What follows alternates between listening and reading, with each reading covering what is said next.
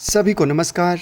Career first channel पर आप सभी का स्वागत है। डिक्टेशन लिखने के लिए तैयार रहें। Ready start. सरकार इन संस्थानों को और मजबूत बनाकर आवश्यकता के अनुसार इनकी संख्या को भी बढ़ाएगी। सरकार एक डिजिटल विश्वविद्यालय बनाने की दिशा में भी काम कर रही है।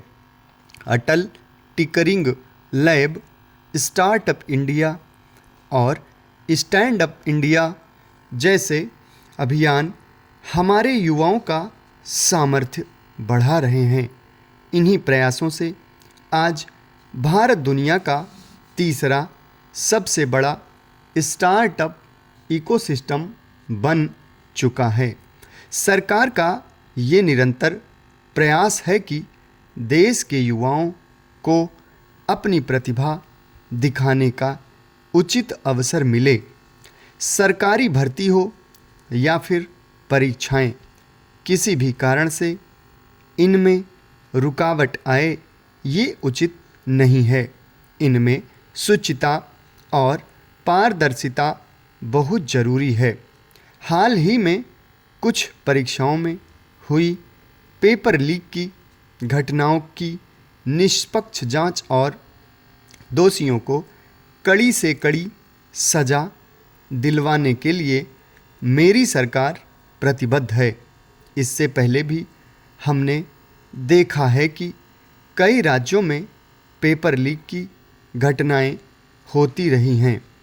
इस पर दलीय राजनीति से ऊपर उठकर देशव्यापी ठोस उपाय करने की ज़रूरत है। संसद ने भी परीक्षा में होने वाली गड़बड़ियों के विरुद्ध एक सख्त कानून बनाया है। मेरी सरकार परीक्षाओं से जुड़ी संस्थाओं, उनके कामकाज के तरीके, परीक्षा प्रक्रिया सभी में बड़े सुधार करने की दिशा में काम कर रही है। सरकार ने युवाओं की राष्ट्र निर्माण में भागीदारी और बढ़ाने के लिए मेरा युवा भारत माई भारत अभियान की शुरुआत भी की है।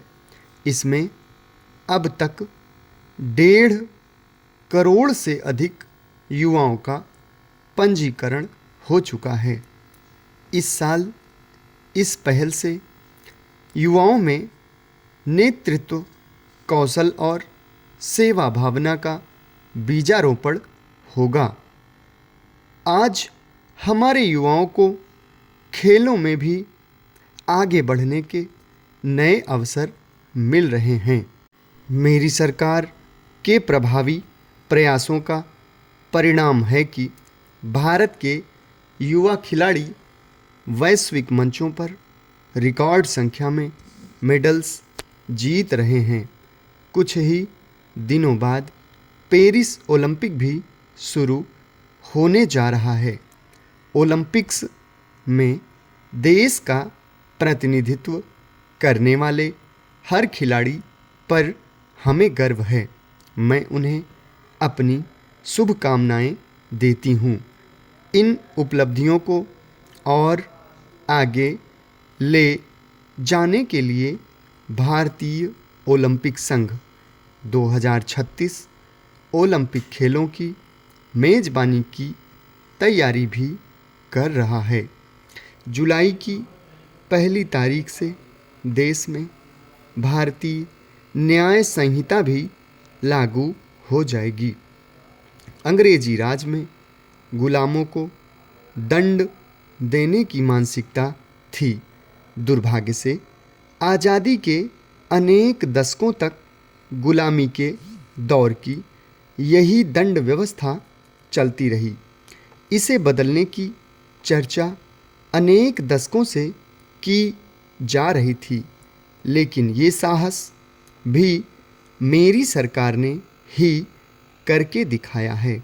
अब दंड की जगह न्याय को प्राथमिकता होगी, जो हमारे संविधान की भी भावना है। इन नए कानूनों से न्याय प्रक्रिया में तेजी आएगी। समाप्त। धन्यवाद।